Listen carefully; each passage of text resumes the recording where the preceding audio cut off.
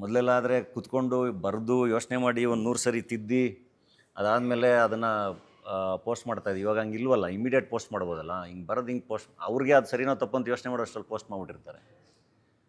And ಆ fake ಅಕೌಂಟ್ಗಳು ತೆಗೆದ್ರೆ ಆ್ಯಕ್ಚುಲಿ ಅರ್ಧ ಪ್ರಾಬ್ಲಮ್ಗಳು ಸಾಲ್ವ್ ಆಗುತ್ತೆ. ಬಟ್ ಫೇಕ್ ಅಕೌಂಟ್ಗಳನ್ನ ಹೆಂಗೆ ತೆಗೆಯೋದು ಯಾರಿಗೂ ಗೊತ್ತು. ಡೋಂಟ್ ಆ ಕಲಾವಿದರಿಂದ ಆಗಲ್ಲ. I think the most question should be leaders.